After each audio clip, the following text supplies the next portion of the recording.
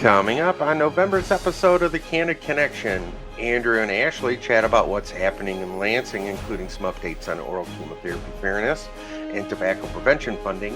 We also take an opportunity to talk about a bill that got through the legislature and to the governor's desk, House Bill 4485, and how it's really detrimental in our fight against tobacco here in Michigan. Ashley also takes a few minutes to fill us in on what's been happening with the Build Back Better Act, or the reconciliation bill, that it has President Biden's social infrastructure agenda in that. There are some Affordable Care Act provisions in there that would continue subsidies for folks that need them to continue to get their insurance, and how ACSCAN is supportive of those efforts. We also have a great opportunity to sit down and chat with Angela Viviano. She is a nurse practitioner at Karmanos Cancer Institute, working in their women's wellness clinic, and we spent some time with her talking about breast health, breast screening, and breast cancer prevention. So it's a great opportunity to know that, as October is Breast Cancer Awareness Month, we need to continue to focus on our breast health and ensure that we're getting the best care possible. And so we sit down and talk to Angela about some of those things. It was a great chat. We're also excited to welcome Ken Fletcher from the American Lung Association and Paul Steiner from Tobacco Free Michigan. And we chat about what's really happening with the tobacco regulation climate here in Michigan, and what are some of the bills out there, and how they really impact how we regulate tobacco going forward. So I am Andrew Shepers, along with Ashley Hall. This is the CANdid Connection, brought to you by Karmanos Cancer Institute and McLaren Healthcare, the largest provider of research and cancer care in the state.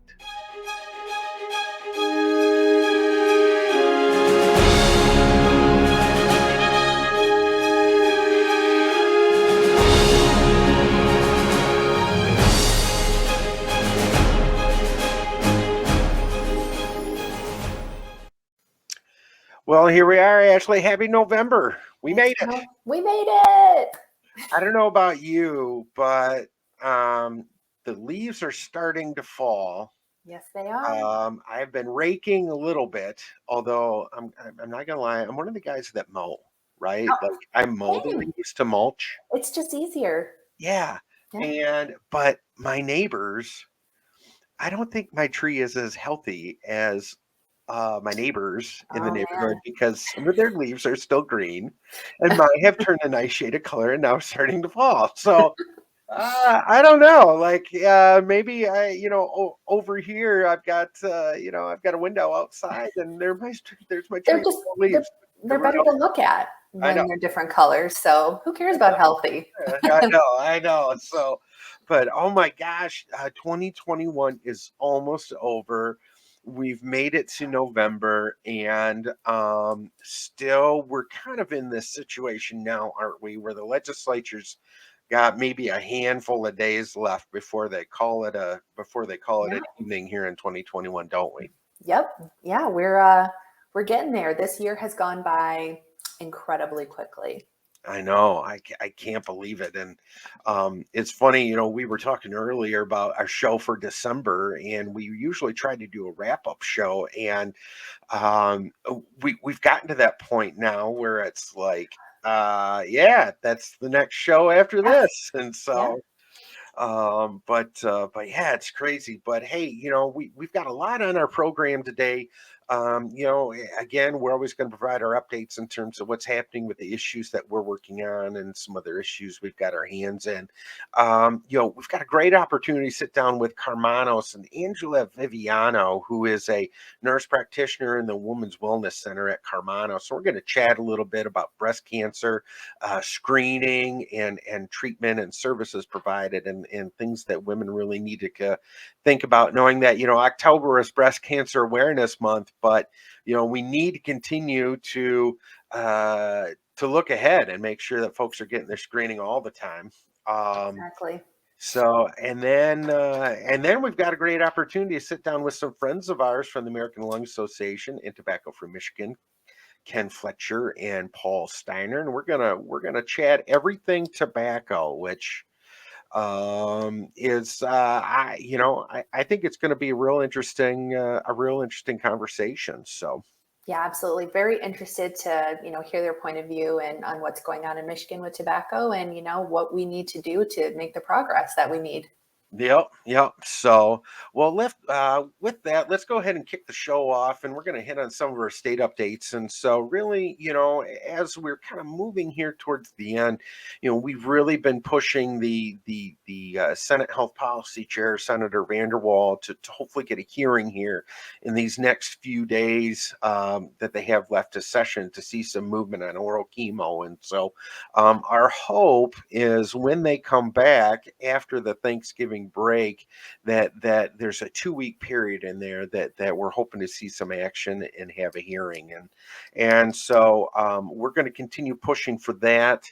Again, if you're looking for information on what's been going on, especially around oral chemo, if you're looking to have that conversation, head to fightcancer.org/fairness. I know we haven't been really talking about this website a lot, but we do have it. It's a great resource, and we're looking to add new things just kind of as we move along. So, but as always, make sure you head to our website, fightcancer.org/mi, to get more information on what's happening with our issues there.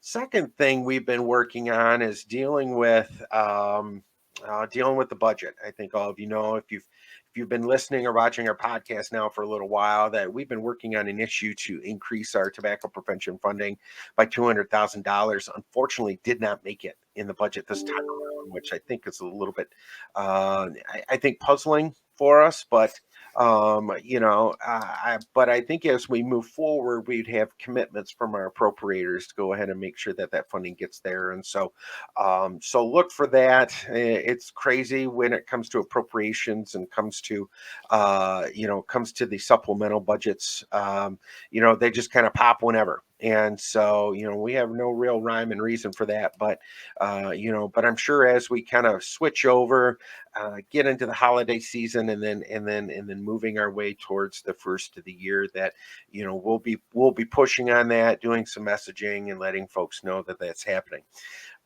But the big thing that's really been happening, other than Michigan State beating Michigan last month on Halloween and football, Go green, go white. We're not biased at all. We love them. But being a graduate of MSU, had to put that in there. absolutely.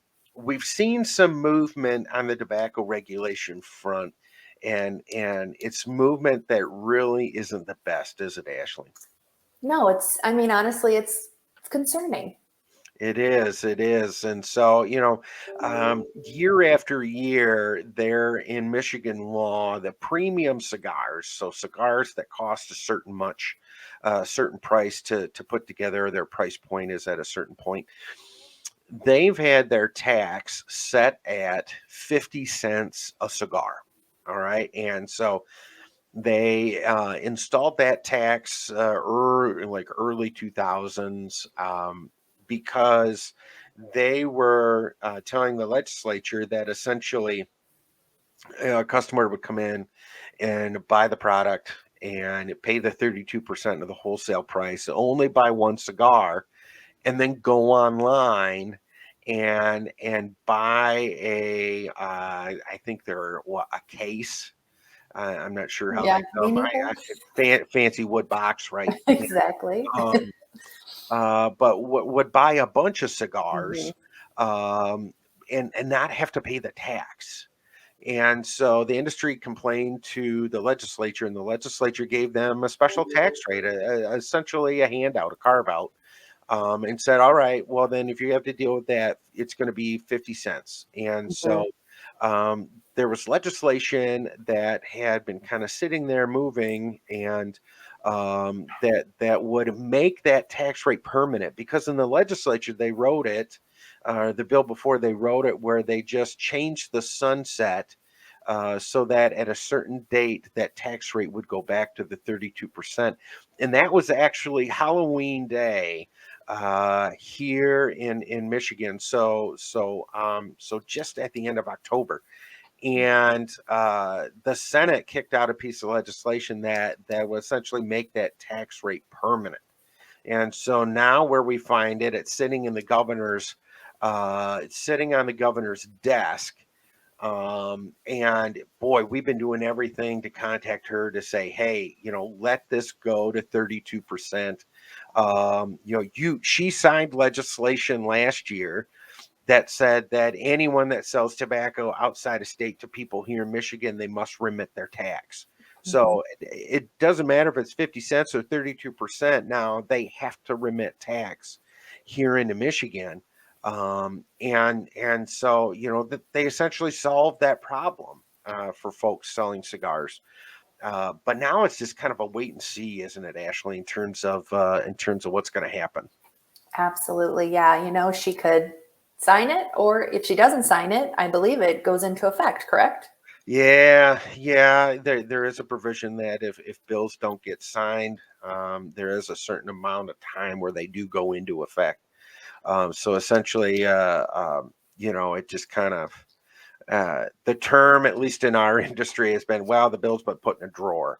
And so, we're hoping for a signature with a veto stamp and sent back to the legislature saying, we can't provide an easier avenue for folks to go ahead and get these products, right? Like, Mm. and if they choose to use them, well, then great, go ahead and pay your fair share of the tax. And then when it comes down that you need our help to get off tobacco, at least we have a little bit of funding to go ahead and help with that. And so yeah, it's really a wait and see, but we have something up on our website, don't we, in terms of an action alert Yes. right now? Yeah, we do. So we, up on our website, fightcancer.org/Michigan or /MI, we have an action alert that's kind of all written out for you. It gives you the opportunity to send Governor Whitmer an email asking her to veto this legislation. So if you just check out our website, fightcancer.org/MI, click on the action alert, and you can send an email right to the governor. Awesome. Yeah. You saw the website scrolling down on the bottom, but go ahead and check that out.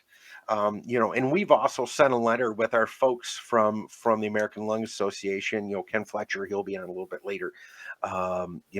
Essentially asking for that veto as well. So, but that's kind of wait and see. But as we talk about wait and see, let's shift some gears here a little bit and let's get into our federal updates.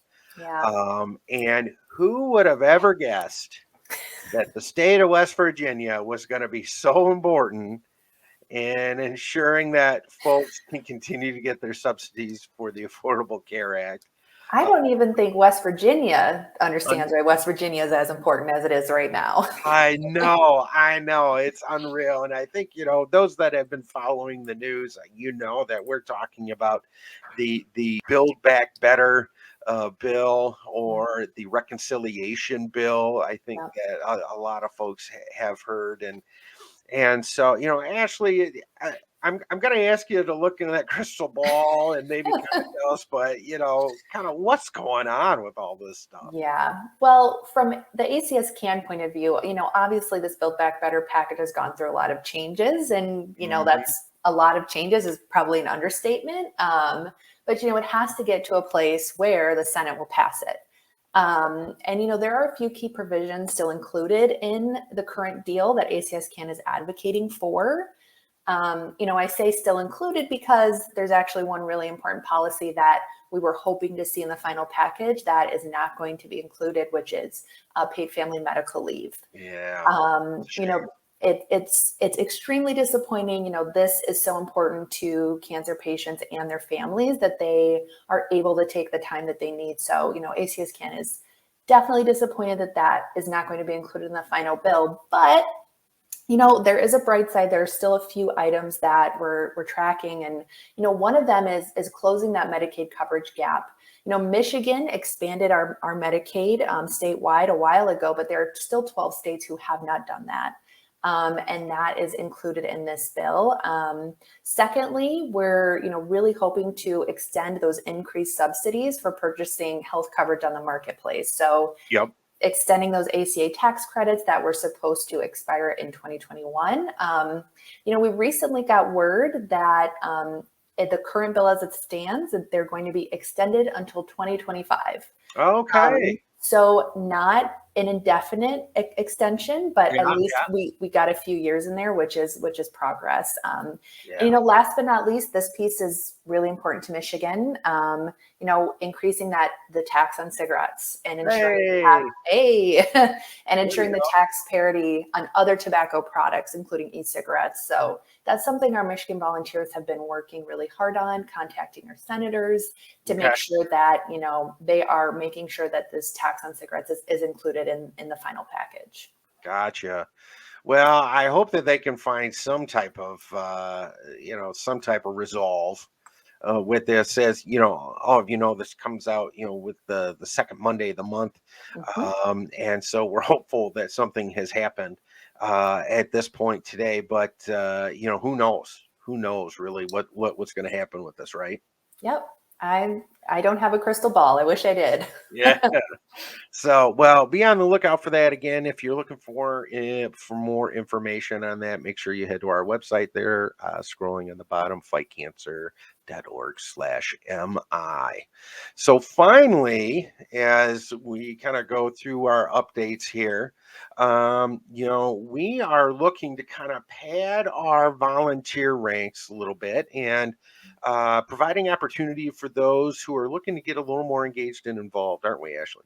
Yeah, so our amazing ACT Lead team, who's our statewide volunteers, they put together a lunch and learn series for, volunteers who have been engaged in the past but are looking to be a little more committed. So we're going to be having a monthly series where we kind of train, new ambassadors on, the ins and outs of ACS CAN, the ins and outs of advocacy, and, some specific policy work that we're doing in Michigan and federally. So I'm really looking forward to it. Our first event is this Saturday in Lansing. So really looking forward to that. Great. Well, I know it's a great opportunity for those looking to get involved. Scrolling down on the bottom are our email addresses. So if you're interested in being engaged in this, feel free to email either of us. I know Ashley, this is something that she's running, but I can definitely pass things along. But feel free to shoot an email to us. And those listening, that email is ashley.hall@cancer.org. So feel free, shoot us email, or andrew.shephers@cancer.org. So, but it all sounds like a great opportunity. And, for those that are listening and looking to find a new way to get engaged and involved here in the fight against cancer, it's a wonderful opportunity to meet other folks that are just like you. And I think it's probably an opportunity to get a free lunch too. So it is. All right. Well, good. Well, as we kind of move along here, we had a great opportunity to sit down and speak with Angela Viviano, who works in the Women's Wellness Center over at Karmanos Cancer Institute. And so we sat down and chatted about breast cancer and screening and prevention and things that women and some men may need to think about. And so here's our conversation with Angela and all the great things going on at Carmanos around breast cancer prevention. Awesome. As you know, October was Breast Cancer Awareness Month, and we spent a lot of time here at ACS and ACS CAN really focusing on that. Our partners over at ACS have their Making Strides Against Breast Cancer events, but really more when we talk about breast cancer, and at least at ACS CAN, we want to ensure that folks have access to care and screening. And so our guest today from Carmanos is Angela Viviano, and she's a nurse practitioner in the women's wellness area at Carmanos, and she's going to kind of talk to us a little bit more about, we think October, is breast cancer awareness, and we really hear about it, but we need to ensure that, we're making that awareness a year-round thing. So, Angela, thanks for joining us today. We appreciate you taking the time. Hi, Andrew. Thanks for having me. I appreciate it. Yeah. So, I'm glad to be here. Yeah, so October was Breast Cancer Screening Awareness Month. We all know that we're asking folks to go ahead and get screened, but why is screening so important, especially as we kind of find ourselves still in a pandemic? So, in regards to the pandemic, we have seen a decline in people coming in to get their screenings, for women coming in to get their annual screenings, but it is so extremely important because breast cancer is not going anywhere, unfortunately. Yeah. Hopefully the pandemic is, but breast cancer is not going anywhere. In Michigan specific, there's approximately 9,000 estimated new cases that'll be diagnosed just this year. Okay. And, with 9,000 new cases and deaths, Michigan alone will see approximately 1,400 deaths a year from breast cancer. Gotcha. So very important to get screened. If folks are coming in or think they may need to get screened, what are some of those symptoms or telltale signs that folks should probably get in and get screened? Yeah, so that's a good question, and you're using the word screening. So screening in and of itself, women over the age of 40 should be coming in annually to get screened. Mm-hmm. So annual exams with screening should happen on all women over the age of 40. That being said, when we're talking about signs and symptoms, in between those screenings, if there's any skin changes to the breast, obviously if they feel any palpable masses, if there's any nipple discharge, anything abnormal, all of those things should clue a patient in to contact their healthcare provider. Gotcha. And you talk about some of those, you talk about doing self-examinations. What other advice could you really give women when it comes to, whether it's breast cancer screening, self-evaluations, or just overall breast health? So, in regards to that, I'd say, like I said, with the breast cancer screenings, the goal is that we find things before there's a problem. Okay. So I shouldn't say that. I should say we find things before there's a significant problem. Mm-hmm. So early breast cancer detection is key. Okay. So if women are coming in for their annual screenings are typically going to find cancers when they're significantly smaller and when they're confined to the breast and they haven't metastasized. Okay. So early detection then is also, if we find breast cancer at an earlier stage, it's going to mean less aggressive treatments and overall better outcomes for the patients. Gotcha. And so when we talk about screenings, I think traditionally we're talking about mammograms, right? Traditionally, yep. So when women come in for screening, mammography is still the gold standard for screening. So annual screening is with mammography. That being said, if women have other issues, if they have dense breasts, for example, then those women might also have to have ultrasound imaging. There's also MRI imaging. So it depends on the patient's specific case if they need to have other types of imaging, but basic screening is with mammography. Okay. And so, say for example, because I know men can get breast cancer too, although it's very, very, very rare. But if a patient was coming in for their first mammogram, can you kind of walk us through what that experience is really like, and maybe provide maybe some helpful hints for folks that may be getting close to that time where it's time to get that mammogram or get those screenings and things that will help them through the process? Yeah, absolutely. So, stepping back a little bit, I first said that patients 40 years of age women 40 years of age or older should be coming in annually for their screenings. Mhm. That being said, certain women are going to be coming in earlier than that, depending on their family history. Okay. Let's just say, for example, if someone's mother had breast cancer at age 45, that female, that patient should be coming in 10 years earlier than her mother's diagnosis. So she should be coming in at age 35. So first and foremost, it's important that people discuss with their healthcare providers when is the right time for them. But at the very latest, that's when the age 40 comes in. Okay. Now, patients need not be afraid. People come in for their mammographies and they're so anxious because they hear about their breasts getting squished and it's all uncomfortable, but it really is very, very quick. Okay. It is a little bit uncomfortable, but it's very quick. And, here at Carmanos, we do things a little bit different.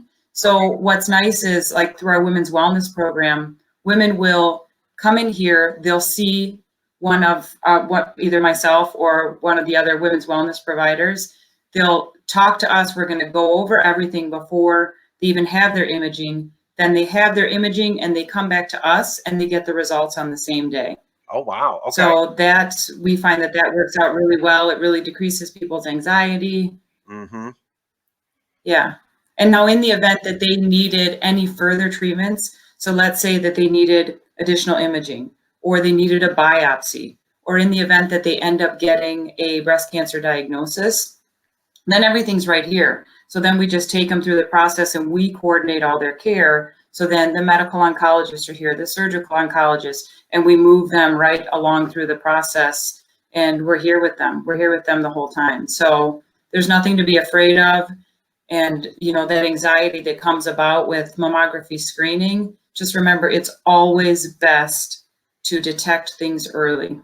Yeah, no, absolutely. I think, one of the big things we push for here at ACSCAN is to make sure that folks have access to screening so that we can catch the cancers early, right? And so you kind of lead it into my next question a little bit. So we talk about how breast cancer is really treated, and it sounds like, at least at Carmanos, that it's really a team approach, isn't it?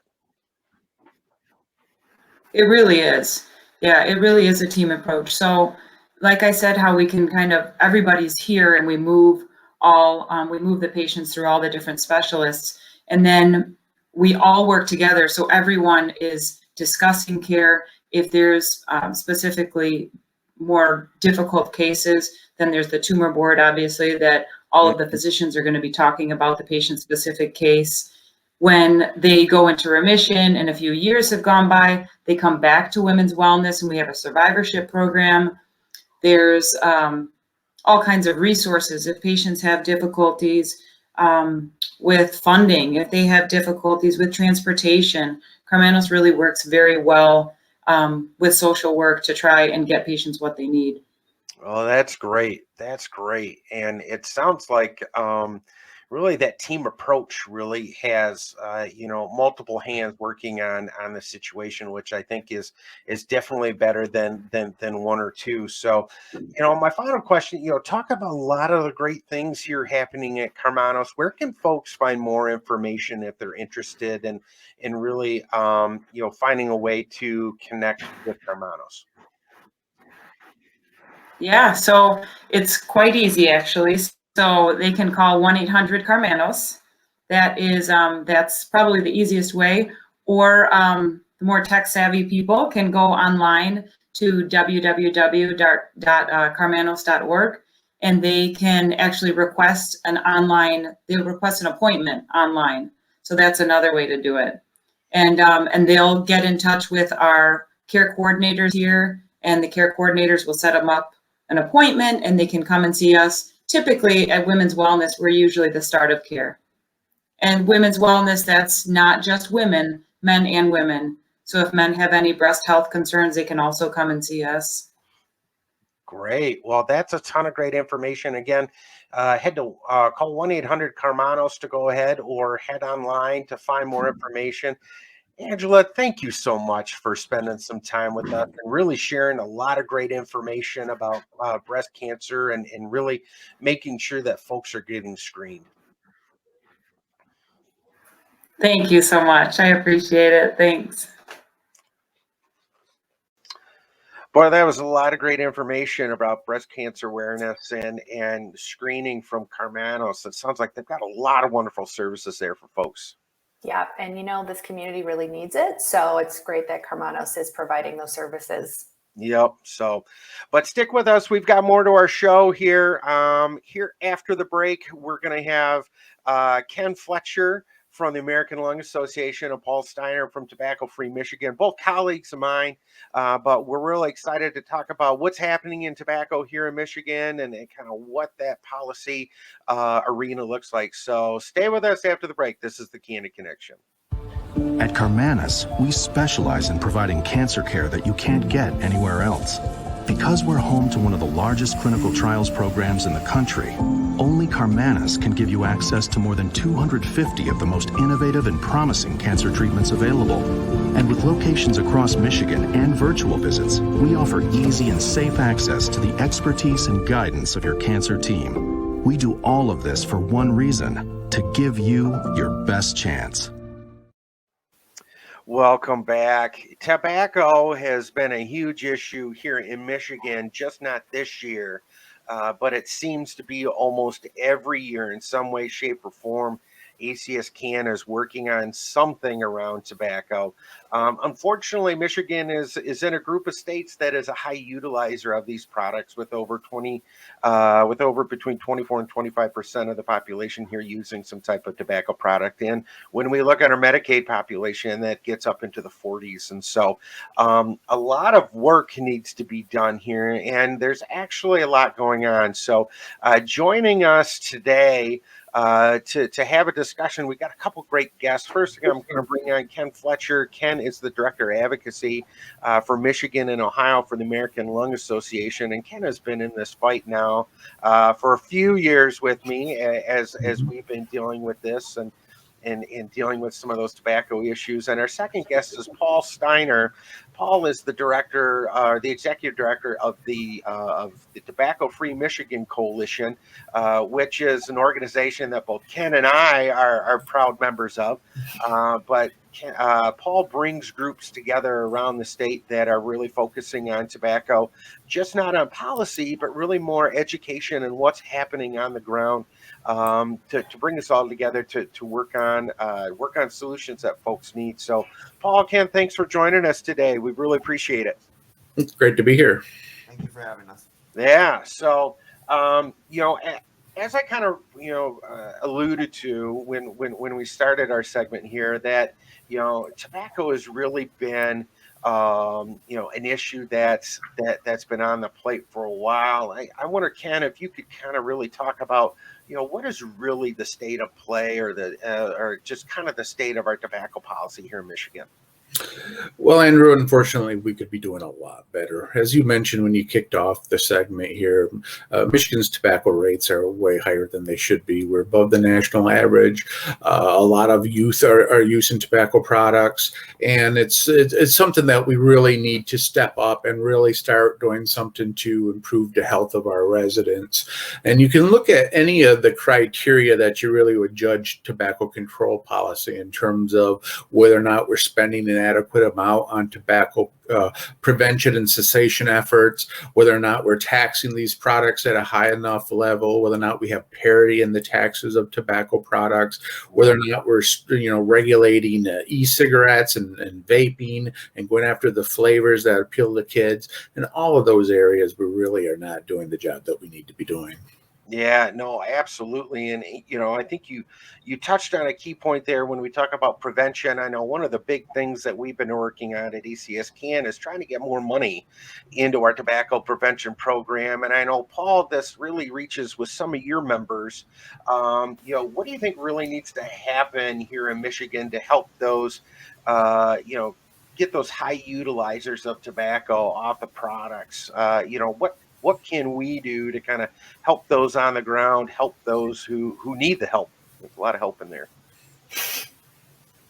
So there are a number of things. For the people that are currently using, Michigan has a quit line that can help people get off it. but as Ken said, our funding for prevention and cessation in Michigan is awful. We fund at about 1% of what the CDC recommends we should spend.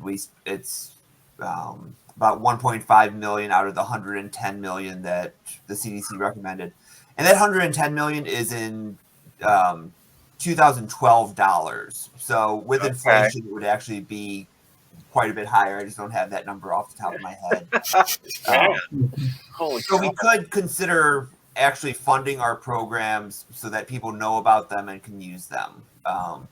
Because the Quitline has a lot of really great resources. It has special cancer referrals so that cancer patients can get through even faster. It has, of course, your sort of typical pregnancy and other high risk options, a number of different languages as well. So, but doing that would be a big help. Getting our prevention program in place so that people can actually stop, or people can not start. Because we know that 90% of adult smokers started before they were 18. So if we can actually stop people from starting in the first place, that would drastically reduce our rates in the long term. And we have a lot of ways of doing that. Ken listed off a great list. I think one of the things that is happening in the state is work on licensing tobacco retailers, which we don't do currently. And that would be a big step in making it harder for kids to get these products and then become users themselves. Yeah, no, absolutely. Absolutely. Well, Ken, we work with the administration and the governor here, and we know one of the big things that she kind of campaigned on was tobacco control and trying to lessen the impact of tobacco and e-cigarettes here in our youth. And Paul just kind of touched on some tobacco retail licensure. What are your feelings in terms of the efforts that are being made by the administration to really kind of curb some of the tobacco use here in Michigan? And I guess we'll broaden that question out too. I mean, we need to throw the legislature in there too, because essentially they're going to be a partner in this as we try to pass some type of policy, right? Right. Well, we've seen some things out of the administration that we've been pleased with. Last year, the governor came forward with her proposed rule, which would ban flavors for e-cigarettes, and that's something that we strongly support, because that's why children are starting to use these products because of the sweet, fruity flavors. They're being marketed to kids with flavors like cotton candy and bubble gum and Fruit Loops and things like that we know have been designed to appeal to young people, to get them addicted to nicotine at an early age so that the big tobacco can have a whole new generation of tobacco users. So stopping those flavors, getting them off the market is key. So we were very pleased to see that come from the governor. But now the rule has been pulled, and we're kind of waiting to see what the end results are. It's been mentioned that there's a package of bills moving right now in the legislature, which would license tobacco retailers, that would put a tax on e-cigarettes, which are all great things if it's done right. But if it's not done right, then it just becomes kind of a fig leaf. We regulate it, but we're not really going to enforce or change anything, so that the status quo will continue. More kids will become addicted to tobacco products. More kids will start using e-cigarettes, and we'll continue above average ratings, which we don't want to have happen. Yeah, no, absolutely. Well, and that leads into my next question. I'm gonna, pose it to both Ken and you too, Paul. If you could put on your, I don't know if you remember watching the Tonight Show with Johnny Carson and Karnak. If you were to do your best Karnak impression, what are your, what do you think the possibility is that we see some type of impactful policy change in the tobacco arena this term? Ken, I'll start with you. Okay. I think we could see some change. Whether or not it's going to be anything significant really remains to be seen. To be honest, the legislature that we currently have really have not shown much of an interest in having real tobacco regulation. They've seemed to have keep wanting to pass bills to give the appearance that they are addressing the problem of youth tobacco usage and other things without really addressing it. As I mentioned earlier, you can pass laws, but if they're not strong, if there's not real enforcement, then they become meaningless. So that will really be the proof. If they pass a package that has tobacco retail licensure, that has real enforcement, real fines that can pay for the enforcement, or a real fee structure that's high enough to pay for those inspectors, to have annual inspections with, decoys, young people coming in and attempting to buy these products, and, at least a couple inspections each year, so these retailers will know that they need to do what is expected of them because they're going to get caught, and having some real stiff fines and penalties with them losing their license to sell these products if they keep getting caught. So that will be one of the keys. If the bills come out that really has strong enforcement and has adequate funding attached to make sure that the administration can do that enforcement, then that will be telling. If they don't do that, then it will be just, once again, more window dressing. Yeah. How about you, Paul?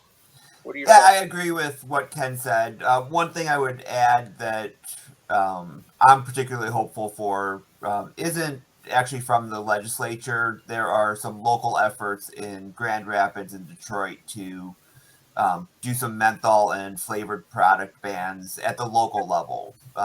Okay. And those could come through next year, I think.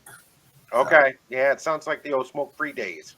Yeah. In terms of doing that. Well, that's great. Well, bleak but hopeful, I think, is probably the best way to put that. I also think our podcast too, one of the big things we really talk about is food, and we could really be a food podcast if we wanted to, because I really enjoy food, and I know Ashley does too. But November is one of my favorite months, and I think you can probably all guess why. No, it's not the Great American Smokeout, but that is a great event in November. It's Thanksgiving. And I love the opportunity to eat a meal that I look forward to every year. And so, one of my favorite side dishes is this corn casserole that my mom makes. That's got corn and a Jiffy meal corn mix and whatnot in it. But, toughest question of the day, gang. What is your favorite side dish for Thanksgiving? Well, Paul, go ahead. No, go ahead. Well, I was going to say a couple things. First of all, I'm glad you like the corn casserole, because that's always my contribution to the Thanksgiving meal, is I make the corn casserole. But it's not my favorite side dish. Mine is the dressing. I'm all about the dressing. Okay. It's the best part of Thanksgiving, I think. It's some really good dressing. Okay. And let's settle the debate, Ken. In the bird or outside of the bird? Well, I think that it's best when it's in the bird, but you usually have to have quite a bit outside too to feed a big crowd. That's true. That's true. All right, Paul. So the stuffing is where I was going to go as well, because you don't get it any other time of the year, or at least I don't. But I will switch over to, if we want to stick with just side dishes, macaroni and cheese is always a good addition. And then the pumpkin pie at the end of the meal is the best. But overall, Thanksgiving is the best holiday of the year, hands down, without a doubt. So everything is good. Yes. Ashley, how about you? Oh man, well, I mean, stuffing and mac and cheese are my favorite. My husband and I actually do a fusion Thanksgiving, Indian American, and I make a tikka masala mac and cheese that is delicious. Oh, that sounds good. I'm coming to your house for that. You're more than welcome, all of you. Well, I'm also a big fan of the mashed potatoes and gravy. I mean, that's pretty darn good. You can get a pretty good gravy out of that. So anyways, well, Ken, Paul, thank you so much for taking some time to join us today and talking about what's been happening here in Michigan around tobacco. If folks are looking to get more information from your organizations, where's the best place for them to go? Ken, we'll start with you. I can just go to lung.org and click on tobacco control, which will be at the top of your screen, and it'll take you to all sorts of great, useful information, fact sheets, and other materials. Great. And Paul, how about, if folks are looking to join TFM, or get more information, where's a great place to go? Yeah, so our website is the very originally named tobaccofreemichigan.org. That's all spelled out. And then I send out once a month or twice a month updates of what's happening around the state. And you can get on that list by emailing me at tfm@tobaccofreemichigan.org. Great. Well, again, joining us today, Ken Fletcher from the American Lung Association, and Paul Steiner from Tobacco Free Michigan. Thank you so much. We appreciate you taking time and joining us today. Well, Ashley, we have done it for November. We're looking towards December, and I'm really excited about December because, we're going to be talking about just kind of 2021 and what really happened. And we've also got a great segment from Carmanos coming up talking about kind of your New Year's resolutions and things you can do to prepare for 2021, don't we? We do. Yeah. This is the time of year to start, making those goals, and hopefully Karmanos can give us some good ideas. Yeah, well, I'm looking forward to it. And so thanks everyone for joining us today. We really appreciate it. We'll see you again in 2021. But again, if you're looking for any more information about what's happening at ACS always feel free to head to our website at fightcancer.org/MI. I'm Andrew Shepard. Thanks for joining us and have a great one. We'll see you in November.